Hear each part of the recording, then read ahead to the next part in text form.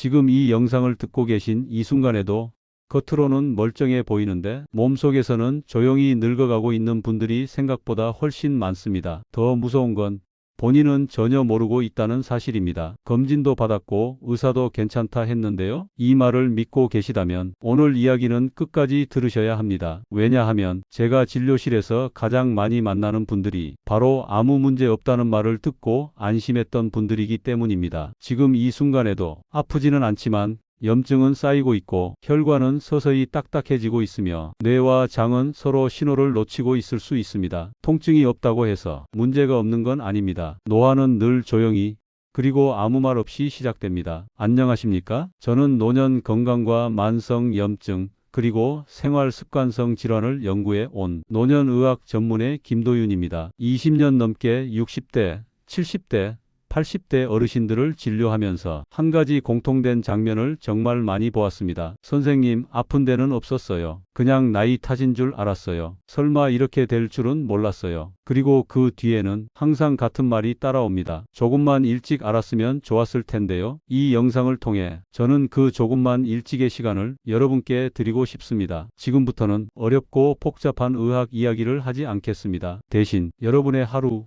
여러분의 식탁, 여러분의 잠자리 이야기로 풀어드리겠습니다. 먼저 아주 간단한 질문 몇 가지만 드리겠습니다. 종이와 펜도 필요 없습니다. 그냥 마음속으로 예 또는 아니요만 답해 보십시오. 첫 번째입니다. 아침에 일어나도 몸이 개운하지 않고 괜히 하루 종일 무거운 느낌이 드십니까? 두 번째입니다. 식사를 하고 나면 졸리거나 더부룩해서 한참을 앉아 있어야 합니까? 세 번째입니다. 밤에 잠은 드는데 중간에 자주 깨거나 새벽에 눈이 떠져 다시 잠들기 어렵습니까? 네 번째입니다. 예전보다 기억력이 떨어진 것 같고 말이 입에서 바로 안 나오는 순간이 잦아졌습니까? 다섯 번째입니다. 무릎이나 허리, 손가락이 딱히 다친 적도 없는데 자주 뻣뻣하고 욱신거립니까? 지금 이 다섯 가지 중에서 두 가지 이상 예라고 떠올리셨다면 이건 절대 가볍게 넘길 신호가 아닙니다. 병원 검사표에는 잘 나오지 않지만 몸은 이미 분명히 말을 하고 있는 상태입니다. 많은 분들이 이런 증상을 두고 이렇게 말씀하십니다. 나이 들면 다 그렇지 뭐. 그 정도는 참고 살아야지. 하지만 제가 분명히 말씀드리겠습니다. 그건 정상적인 노화가 아닙니다. 노화는 서서히 진행되지만 몸이 보내는 경고는 분명합니다. 다만 우리가 그 신호를 습관처럼 무시해 왔을 뿐입니다. 우리 몸을 집에 비유해 보겠습니다. 겉보기엔 벽도 멀쩡하고 지붕도 그대로인데 보이지 않는 배관 안에서 물이 새고 있다면 어느 날 갑자기 천장이 무너집니다. 몸도 똑같습니다. 겉으로 안 아프다고 안전한 게 아닙니다. 특히 노년기에 접어들면 몸은 더 이상 아프다고 크게 외치지 않습니다. 대신 피곤함, 더부룩함, 잠설침,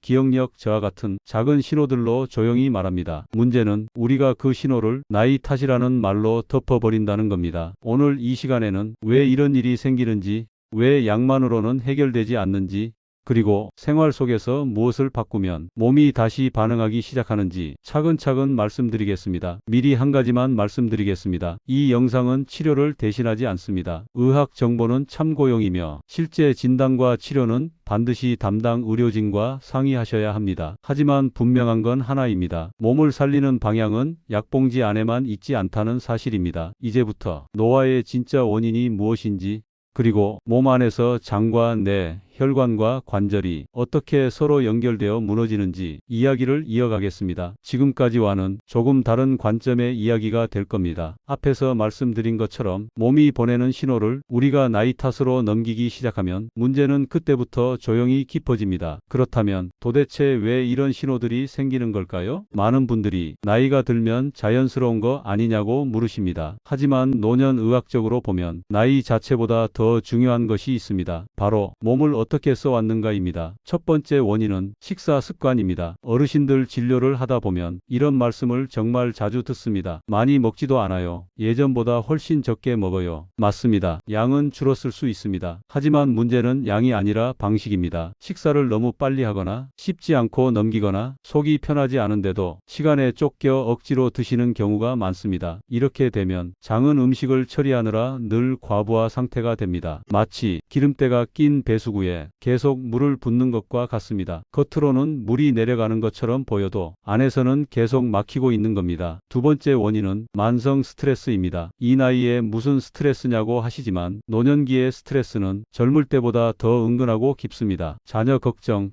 경제적인 부담, 몸이 예전 같지 않다는 불안, 그리고 쓸모없는 사람이 되는 건 아닐까 하는 마음. 이런 스트레스는 겉으로 티가 나지 않지만 몸속에서는 계속 염증을 키웁니다. 스트레스는 불을 끄는 게 아니라 불씨를 계속 남겨두는 역할을 합니다. 세 번째 원인은 약에 대한 의존입니다. 많은 어르신들이 아침에 눈 뜨자마자 한 움큼의 약을 드십니다. 혈압약, 당뇨약, 위장약, 진통제, 수면제까지. 약이 필요 없는 건 아닙니다. 분명 도움을 주는 경우도 많습니다. 하지만 약이 모든 걸 해결해 줄 거라 믿는 순간 생활은 점점 더 무너집니다. 약은 넘어지는 걸 잠시 막아주는 지팡이일 뿐 다시 걷게 만들어 주지는 않습니다. 네 번째 원인은 잠입니다. 나이가 들수록 잠이 줄어드는 건 사실입니다. 하지만 잠의 질까지 무너지는 건 정상적인 노화가 아닙니다. 밤에 자주 깨고 새벽에 눈이 떠지고 낮에 계속 졸리다면 몸은 제대로 회복하지 못하고 있는 상태입니다. 잠은 몸을 고치는 시간입니다. 그 시간이 부족하면 아무리 좋은 음식과 약을 써도 효과가 떨어질 수밖에 없습니다. 다섯 번째 원인은 움직임 부족입니다. 허리가 아파서,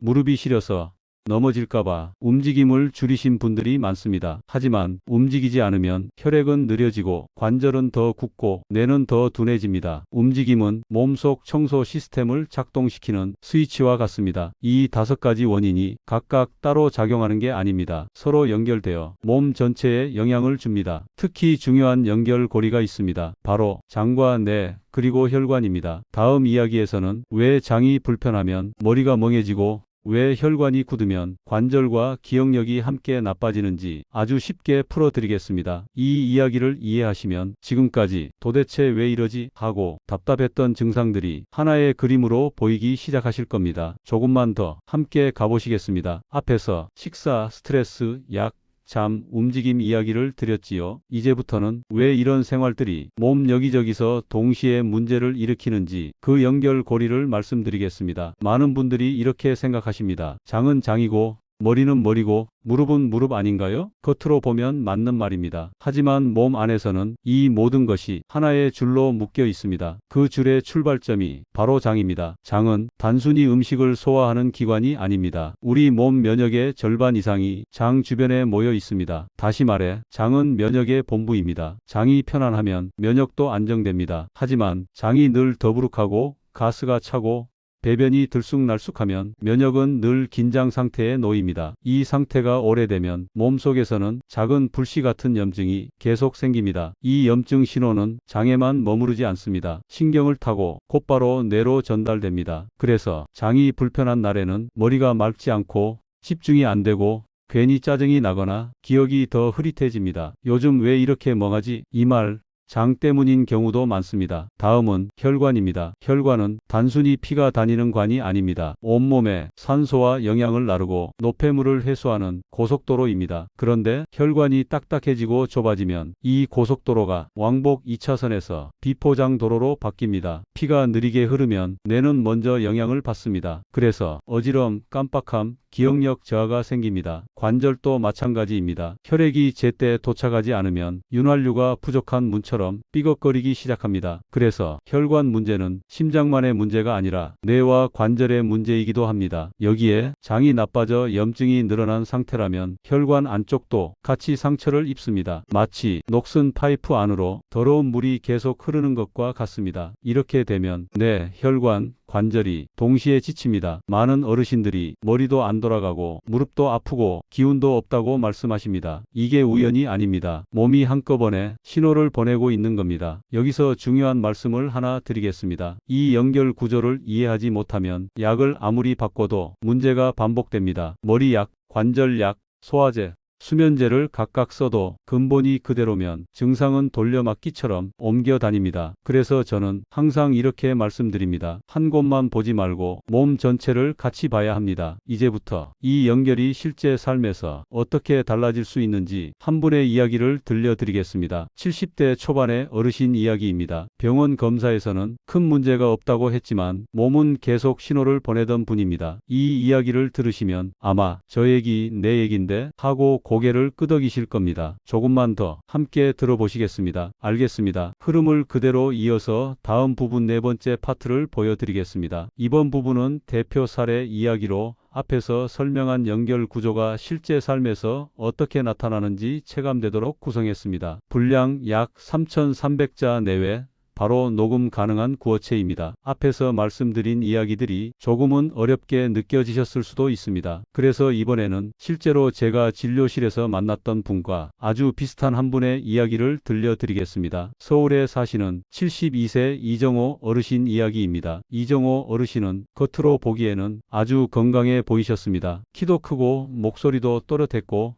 주변 사람들로부터 연세보다 훨씬 젊어 보인다는 말을 자주 들으시는 분이었습니다. 그래서 처음 병원에 오셨을 때도 본인은 큰 기대 없이 오셨습니다. 그냥 나이 들어서 그렇겠지요. 검사에서는 다 괜찮다고 했습니다. 실제로 검사 결과만 보면 큰 이상은 없었습니다. 혈압도 약으로 잘 조절되고 있었고 당뇨도 없었으며 심각한 수치는 하나도 없었습니다. 그런데 이정호 어르신이 제게 하신 말은 이랬습니다. 선생님, 아픈 데는 딱히 없는데 사는 게 너무 힘이 듭니다. 아침에 일어나면 몸이 천근만근 무겁고 밥을 먹고 나면 꼭 한참을 앉아 있어야 했고 밤에는 잠이 얕아서 두세 번씩 깨곤 하셨습니다. 무릎은 계단을 내려갈 때마다 욱신거렸고 머리는 예전 같지 않다는 느낌이 자꾸만 들었다고 하셨습니다. 병원에서는 각각 따로 설명했습니다. 무릎은 퇴행성 변화입니다. 수면은 나이 탓입니다. 기억력은 조금씩 떨어질 수 있습니다. 어르신도 그 말을 그대로 받아들이셨습니다. 아, 이게 다 나이 때문이구나. 하지만 저는 그렇게 보이지 않았습니다. 이정호 어르신의 생활을 차근차근 여쭤봤습니다. 아침은 대충 드시거나 커피 한 잔으로 때우는 날이 많았고 점심은 혼자 급하게 드셨습니다. 저녁은 늦은 시간에 드시는 날이 많았고 먹고 나면 바로 TV를 보다가 소파에서 잠드는 경우도 잦았습니다. 움직임은 예전보다 눈에 띄게 줄어 있었고 무릎이 아프다는 이유로 걷는 것도 피하고 계셨습니다. 이 이야기를 듣는 순간 저는 확신이 들었습니다. 이건 무릎 하나의 문제가 아니라 잠 하나의 문제가 아니라 몸 전체의 균형이 무너진 상태라는 것을요. 그래서 약을 더 늘리거나 주사를 권하지 않았습니다. 대신 아주 기본적인 것부터 다시 보자고 말씀드렸습니다. 식사 속도, 식사 시간, 잠드는 시간, 하루에 얼마나 움직이는지, 그리고 장을 얼마나 혹사시키고 있는지 처음에는 어르신도 반신반의하셨습니다. 이런 걸로 뭐가 달라지겠습니까? 그래서 제가 이렇게 말씀드렸습니다. 어르신, 몸이 이렇게 오래 버텨온 게 오히려 대단한 겁니다. 조금만 방향을 바꿔주면 몸은 생각보다 빨리 반응합니다. 그날 이후 이정호 어르신은 아주 큰 변화를 한 것이 아니라 작은 약속 몇 가지만 지키셨습니다. 식사는 무조건 앉아서 천천히 드셨고 저녁은 가능하면 해 지기 전에 마치셨습니다. 잠들기 전 TV 대신 짧게라도 스트레칭을 하셨고 비가 오지 않는 날에는 집 근처를 20분 정도 천천히 걸으셨습니다. 그리고 무엇보다 장에 부담을 주는 습관을 하나씩 줄이기 시작하셨습니다. 3달 뒤 다시 병원에 오셨을 때 이정호 어르신의 첫 마디는 이것이었습니다. 선생님, 요즘은 아침이 좀 다릅니다. 몸이 가벼워졌고 낮에 졸음이 줄었고 밤에는 깨는 횟수가 눈에 띄게 줄었습니다. 무릎 통증도 예전처럼 신경 쓰이지 않는 날이 많아졌다고 하셨습니다. 검사 수치는 크게 달라지지 않았습니다. 하지만 삶은 분명히 달라졌습니다. 이 이야기를 들으시면서 어떤 생각이 드십니까? 나도 비슷한데 내 얘기 같다. 바로 그 지점이 중요합니다. 다음 이야기에서는 이정호 어르신의 변화에 가장 큰 역할을 했던 하나의 핵심 습관이 무엇이었는지 그리고 왜 그것이 장과 뇌, 혈관과 관절에 동시에 영향을 주는지 과학적으로 풀어드리겠습니다. 조금만 더 함께 가보시겠습니다. 앞에서 이정호 어르신 이야기를 들으시면서 아마 이런 궁금증이 생기셨을 겁니다. 그래서 도대체 무엇을 바꿨다는 말인가? 대단한 보약을 드신 건가? 특별한 운동을 시작하신 건가? 결론부터 말씀드리겠습니다. 이정호 어르신이 바꾼 건 비싼 음식도 새로운 약도 아닙니다. 딱 한 가지, 몸의 회복 시간을 되돌리는 습관이었습니다. 많은 분들이 건강을 생각하면 먼저 무엇을 먹을까를 떠올립니다. 하지만 노년 건강에서 그보다 더 중요한 질문은 이것입니다. 내 몸이 쉴 시간을 갖고 있는가? 몸은 24시간 내내 일하도록 만들어진 기계가 아닙니다. 특히 나이가 들수록 회복의 시간이 없으면 아무리 좋은 걸 넣어줘도 제대로 쓰지를 못합니다. 여기서 중요한 역할을 하는 것이 바로 장과 신경의 리듬입니다. 장은 음식을 소화할 때만 일하는 곳이 아닙니다. 뇌와 계속 신호를 주고받으면서 지금 몸이 쉬어야 하는지 일해야 하는지를 알려줍니다. 그런데 늦은 식사, 과식, 빠른 식사, 식후 바로 눕는 습관이 반복되면 장은 쉴 틈이 없습니다. 이 상태가 계속되면 뇌는 아직도 낮이다라고 착각합니다. 그래서 잠을 자도 깊이 못 자고 몸은 계속 긴장 상태에 놓입니다. 이것이 바로 많은 어르신들이 겪는 자도 잔 것 같지 않은 잠의 정체입니다. 이정호 어르신에게 제가 가장 먼저 부탁드린 것은 아주 단순한 것이었습니다. 저녁 이후에는 몸을 깨우는 일을 멈춰봅시다. 밤늦은 식사, TV 앞에서의 군것질, 잠들기 직전까지 이어지는 자극들, 이것들을 하나씩 줄이는 것부터 시작하자고 말씀드렸습니다. 처음에는 이게 그렇게 중요한가 싶으셨다고 합니다. 하지만 이 습관이 바뀌자 몸은 놀랄 만큼 빠르게 반응했습니다. 왜냐하면 밤은 몸이 스스로를 고치는 시간이고 장은 그 고장을 시작하는 스위치이기 때문입니다. 해외 노년의학 연구에서도 비슷한 결과가 반복해서 보고되고 있습니다. 미국 국립노화연구소 자료에 따르면 노년층에서 식사 시간과 수면 리듬을 맞춘 그룹은 염증 수치와 피로도가 뚜렷하게 낮아졌습니다. 이걸 어렵게 생각하실 필요는 없습니다. 집에 비유해 보겠습니다. 집안 청소를 하려면 사람들이 왔다 갔다 하지 않는 시간이 필요합니다. 그런데 하루 종일 사람들이 드나들면 청소는 시작도 못합니다. 몸도 마찬가지입니다. 계속 먹고 계속 자극을 주면 회복은 뒤로 밀립니다. 이정호 어르신이 바꾼 핵심은 바로 이 부분이었습니다. 저녁을 조금 일찍 마치고 식사 후에는 몸을 가라앉히는 시간을 만들고 잠들기 전에는 뇌를 자극하는 일을 줄이는 것. 이렇게 하자 장도 쉬고 뇌도 쉬고 혈관도 긴장을 풀기 시작했습니다. 그래서 아침에 일어났을 때 몸이 덜 무겁고 낮에 졸음이 줄고 관절의 뻣뻣함도 완화된 것입니다. 여기서 꼭 한번 짚고 넘어가겠습니다. 이 내용은 어떤 병을 치료하기 위한 처방이 아닙니다. 의학 정보는 참고용이며 개인 상태에 따라 반드시 의료진과 상의가 필요합니다. 다만 분명한 사실은 몸은 회복의 기회를 주면 반드시 반응한다는 점입니다. 다음 이야기에서는 이 핵심 습관이 왜 염증을 줄이고 혈액순환을 돕고 면역과 수면 그리고 뇌 기능까지 동시에 영향을 주는지 조금 더 구체적으로 풀어드리겠습니다. 그리고 집에서 바로 실천할 수 있는 아주 현실적인 방법들도 함께 말씀드리겠습니다. 조금만 더 함께 들어보시지요. 앞에서 몸의 회복 시간을 되돌리는 습관이 왜 중요한지 말씀드렸습니다. 이제부터는 그럼 집에서는 도대체 어떻게 해야 하나요? 이 질문에 답을 드리겠습니다. 어르신들께 제가 늘 강조하는 말이 있습니다. 건강은 결심으로 바뀌지 않습니다. 동작으로 바뀝니다. 그래서 오늘은 복잡한 이론이 아니라 아주 구체적인 조합과 순서를 말씀드리겠습니다. 첫 번째는 저녁 시간의 황금 조합입니다. 저녁은 하루 중 가장 중요하면서도 가장 실수하기 쉬운 시간입니다. 늦게 먹고 많이 먹고 바로 눕는 일이 가장 많이 벌어지기 때문입니다. 제가 권해드리는 조합은 아주 단순합니다. 저녁은 가볍게, 움직임은 짧게, 잠자리는 조용하게. 저녁 식사는 배가 부르다 싶기 전에 숟가락을 내려놓으십시오. 양을 줄이기 어렵다면 속도를 먼저 늦추는 것부터 시작하시면 됩니다. 식사가 끝난 뒤에는 소파에 바로 눕지 마시고 집안을 천천히 10분에서 15분 정도만 걸어 보십시오. 이 짧은 움직임이 장과 혈관에 이제 정리해도 된다는 신호를 보내줍니다. 두 번째는 잠들기 전 몸을 가라앉히는 조합입니다. 많은 어르신들이 잠이 안 온다고 하시면서도 잠들기 직전까지 TV를 보거나 휴대전화를 들여다보십니다. 이건 졸린 아이에게 불빛을 비추는 것과 같습니다. 몸은 쉬고 싶은데 뇌는 계속 깨어 있으라는 신호를 받는 겁니다. 그래서 잠들기 전 30분만이라도 화면을 멀리 하시고 불빛을 조금 낮추십시오. 그 대신 가벼운 스트레칭이나 느린 호흡을 해보시길 권합니다. 숨을 들이마실 때는 천천히 코로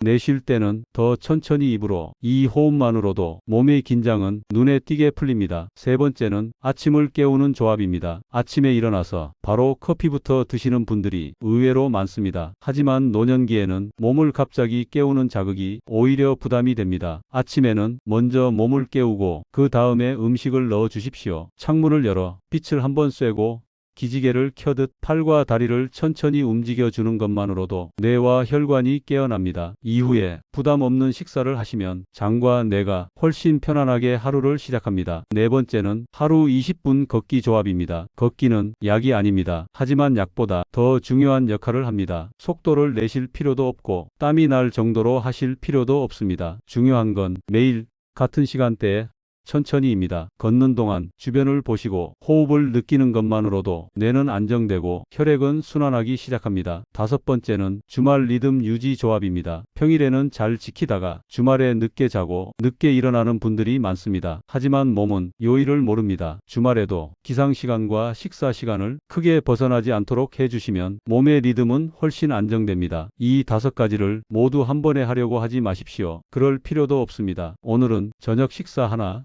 내일은 잠들기 전 습관 하나, 이렇게 하나씩만 바꾸셔도 됩니다. 여기서 가장 중요한 원칙을 다시 한번 말씀드리겠습니다. 완벽하게 하려 하지 마십시오. 끊기지 않게 하십시오. 몸은 조금씩 방향만 바뀌어도 분명히 반응합니다. 다음 이야기에서는 이 실천을 얼마나 오래, 어떤 분들은 조심해야 하는지, 그리고 무리하지 않게 지속하는 원칙을 정리해 드리겠습니다. 조금만 더 함께 가보시겠습니다. 알겠습니다. 이어서 다음 부분 7번째 파트를 보여드리겠습니다. 이번에는 앞에서 말씀드린 실천법을 무리 없이 오래 안전하게 이어가기 위한 실천 원칙을 정리합니다. 분량 약 3,300자 내외 바로 녹음 가능한 구어체입니다. 앞에서 여러 가지 실천 방법을 말씀드렸습니다. 그런데 이쯤에서 이런 생각이 드실 수 있습니다. 이렇게 하다 보면 몸에 더 무리가 가지는 않을까? 얼마나 해야 효과가 있는 걸까? 나는 남들처럼 못하면 어떡하지? 아주 자연스러운 걱정입니다. 그래서 지금부터는 지켜야 할 원칙을 분명히 말씀드리겠습니다. 이 원칙만 기억하셔도 과하지 않게 그리고 오래 가실 수 있습니다. 첫 번째 원칙은 양보다 신호입니다. 무엇이든 많이 한다고 좋은 게 아닙니다. 걷기든 식사 조절이든 스트레칭이든 몸이 보내는 반응을 먼저 보셔야 합니다. 조금 하고 나서 몸이 편안해지는지, 잠이 나아지는지, 아침이 가벼워지는지를 살펴보십시오. 만약 갑자기 피곤해지거나 어지럽거나 통증이 늘어난다면 그건 과했다는 신호입니다. 몸은 말을 하지 않지만 신호는 아주 분명합니다. 두 번째 원칙은 기간을 정해두는 것입니다. 오늘 이틀 하고 별로네라고 판단하지 마십시오. 노년기의 몸은 젊은 몸보다 반응이 조금 느립니다. 그래서 최소한 2달에서 3달은 같은 방향으로 가보시길 권합니다. 이 기간 동안 완벽하지 않아도 괜찮습니다. 중간에 하루 이틀 빠져도 괜찮습니다. 중요한 건 다시 돌아오는 것입니다. 세 번째 원칙은 체질과 상황에 맞추는 것입니다. 모든 어르신이 같은 속도, 같은 방식으로 변할 수는 없습니다. 무릎이 안 좋으신 분, 허리가 불편하신 분, 심장이 약하신 분은 움직임의 강도를 더 낮추셔야 합니다. 잠이 약하신 분은 저녁 자극을 더 줄여야 하고 위장이 예민하신 분은 식사 조절을 더 신중하게 하셔야 합니다. 남과 비교하지 마십시오. 비교 대상은 어제의 나뿐입니다. 네 번째 원칙은 신선함과 단순함입니다. 생활 습관은 복잡해질수록 지키기 어렵습니다. 이것도 해야 하고 저것도 챙겨야 하고 이렇게 되면 몸보다 마음이 먼저 지칩니다. 그래서 제가 늘 드리는 말씀은 적게, 단순하게, 반복적으로입니다. 매일 같은 시간에 걷고 비슷한 시간에 자고 비슷한 방식으로 식사하는 것, 이 단순함이 몸에는 가장 큰 안정감을 줍니다. 다섯 번째 원칙은 기록입니다. 대단한 기록을 하실 필요는 없습니다. 달력에 동그라미 하나, 메모장에 한 줄이면 충분합니다. 오늘은 잠이 덜 깼다. 아침에 몸이 조금 가벼웠다. 이렇게 적어두시면 변화가 눈에 보이기 시작합니다. 사람은 변화를 느껴야 계속할 힘이 생깁니다. 여기서 중요한 말씀을 한 번 더 드리겠습니다. 이 내용은 어떤 질병을 치료하기 위한 처방이 아닙니다. 의학 정보는 참고용이며 기존 질환이 있거나 약을 복용 중이시라면 반드시 담당 의료진과 상의하셔야 합니다. 하지만 분명히 말씀드릴 수 있는 건 이 원칙을 지킨 분들일수록 몸의 반응이 더 안정적이었다는 사실입니다. 다음 이야기에서는 이런 실천을 하실 때 특히 조심하셔야 할 경우 그리고 하면 안 되는 상황들을 정리해서 말씀드리겠습니다. 안전하게 가는 것도 건강이 중요한 일부입니다. 알겠습니다. 이어서 다음 부분 8번째 파트를 보여드리겠습니다. 이번에는 반드시 짚고 넘어가야 할 주의사항과 금기사항입니다. 어르신들께서 안전하게 걱정 없이 실천하시도록 차분하게 정리했습니다. 분량 약 3,300자 내외 바로 녹음 가능한 구어체입니다. 지금까지 말씀드린 내용은 몸을 살리는 방향에 대한 이야기입니다. 하지만 여기서 꼭 한번 멈춰서 짚어야 할 부분이 있습니다. 아무리 좋은 습관이라도 모든 사람에게 다 같은 방식으로 좋은 건 아닙니다. 그래서 지금부터는 이럴 때는 조심하셔야 합니다. 이 경우에는 반드시 전문가와 상의하셔야 합니다. 이 이야기를 드리겠습니다. 첫 번째로 조심하셔야 할 분들은 약을 꾸준히 드시고 계신 분들입니다. 혈압약, 당뇨약, 심장약, 혈액을 묽게 하는 약을 매일 드시는 분들이 많으시지요. 이런 약들은 몸의 균형을 유지하는 데 꼭 필요합니다. 그런데 생활 습관을 바꾸면서 몸 상태가 달라지면 약의 작용도 달라질 수 있습니다. 예를 들어 잠이 좋아지고 식사량이 줄고 움직임이 늘어나면 혈압이나 혈당이 예전과 다르게 반응할 수 있습니다. 이건 좋은 신호일 수도 있지만 조절 없이 방치하면 어지럼이나 기운 빠짐으로 이어질 수 있습니다. 그래서 약을 드시고 계신 분들은 생활 습관을 크게 바꾸기 전에 반드시 담당 의료진과 상의하시길 바랍니다. 두 번째로는 신장이나 간이 약하신 분들입니다. 이런 경우에는 몸의 회복 속도가 다른 분들보다 느릴 수 있습니다. 조금만 무리해도 피로가 오래 가거나 몸이 쉽게 처질 수 있습니다. 특히 수분 섭취, 식사 시간 조절, 운동량 변화는 더 신중하셔야 합니다. 몸이 보내는 신호를 남들보다 더 세심하게 살펴보셔야 합니다. 세 번째는 최근 수술을 받으셨거나 큰 질환을 겪으신 분들입니다. 몸이 아직 회복 중일 때는 리듬을 바꾸는 것 자체가 부담이 될 수 있습니다. 이 시기에는 회복을 돕는 습관보다 회복을 방해하지 않는 생활이 더 중요합니다. 무리해서 걷거나 식사를 크게 줄이거나 수면 패턴을 갑자기 바꾸는 것은 오히려 독이 될 수 있습니다. 네 번째로는 통증이 갑자기 심해지는 경우입니다. 처음에는 괜찮다가 실천을 시작한 뒤 통증이 뚜렷하게 늘어나거나 어지럼, 심한 두근거림,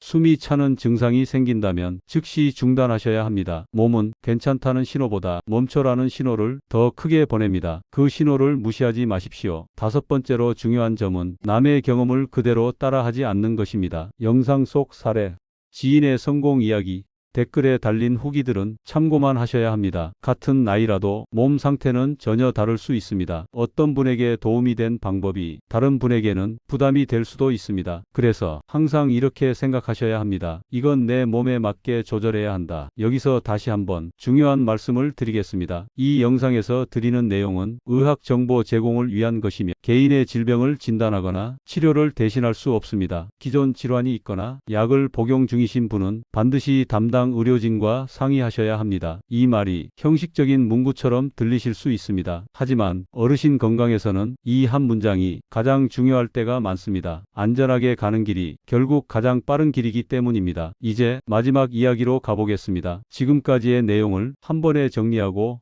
이 습관을 이어간 분들이 어떤 변화를 경험했는지, 그리고 오늘 이 영상을 들으신 여러분께 제가 꼭 드리고 싶은 마지막 말씀을 전해드리겠습니다. 알겠습니다. 이어서 마지막 부분 9번째 파트를 보여드리겠습니다. 지금까지의 이야기를 따뜻하게 정리하면서 시청자가 행동으로 이어지도록 마무리하는 구간입니다. 분량 약 3,300자 내외 바로 녹음 가능한 구어체입니다. 지금까지 긴 이야기를 차분히 함께 들어주셔서 진심으로 감사드립니다. 이제 마지막으로 오늘 이야기의 핵심을 한 번에 정리해 보겠습니다. 많은 분들이 건강을 이렇게 생각해 오셨습니다. 병이 없으면 건강하다. 검사 수치가 정상이면 괜찮다. 하지만 오늘 제가 드린 이야기는 조금 다른 방향이었습니다. 건강은 병이 없는 상태가 아니라 몸이 스스로 회복할 수 있는 상태라는 점입니다. 아프지 않아도 몸은 이미 신호를 보내고 있을 수 있고 그 신호는 피로, 잠 설침, 더부룩함, 기억력 저하,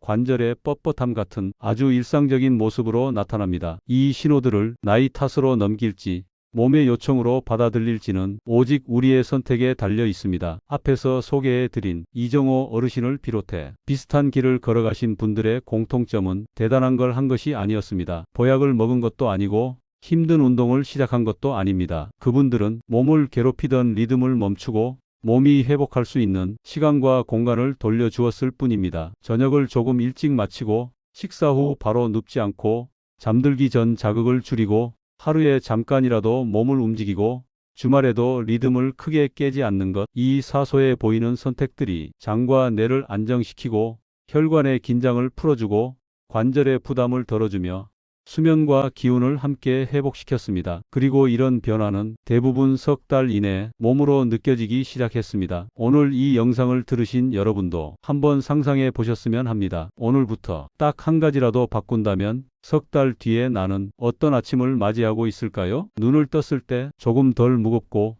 낮에 덜 졸리고 밤에 덜 깨고 몸이 조금은 내 편이 된 느낌. 그 변화는 아주 멀리 있지 않습니다. 지금 이 순간 저녁 식사 시간 하나, 잠들기 전 습관 하나, 걷는 시간 몇 분에서 시작할 수 있습니다. 여기서 다시 한번 중요한 말씀을 드리고 마치겠습니다. 이 영상에서 드린 내용은 노년 건강에 대한 일반적인 의학 정보 제공을 위한 것이며 개인의 진단이나 치료를 대신할 수는 없습니다. 기존 질환이 있거나 약을 복용 중이신 분은 반드시 담당 의료진과 상의하시기 바랍니다. 하지만 분명한 사실 하나는 의사인 제가 수많은 어르신들을 보며 확신하게 된 것입니다. 몸은 포기하지 않으면 반드시 응답합니다. 오늘 이야기가 여러분의 몸을 돌보는 작은 전환점이 되기를 바랍니다. 이 영상이 도움이 되셨다면 좋아요와 구독으로 함께 해주시면 감사하겠습니다. 알림을 설정해 두시면 다음 이야기도 놓치지 않으실 수 있습니다. 그리고 부모님, 배우자, 혹은 걱정되는 분이 계시다면 이 영상을 함께 나눠 주십시오. 그 한 번의 공유가 누군가에게는 몸을 살리는 계기가 될 수 있습니다. 지금까지 노년의학 전문의 김도윤이었습니다. 오늘도 여러분의 하루가 조금 더 편안하고 조금 더 따뜻하기를 바랍니다. 끝까지 함께 해주셔서 고맙습니다.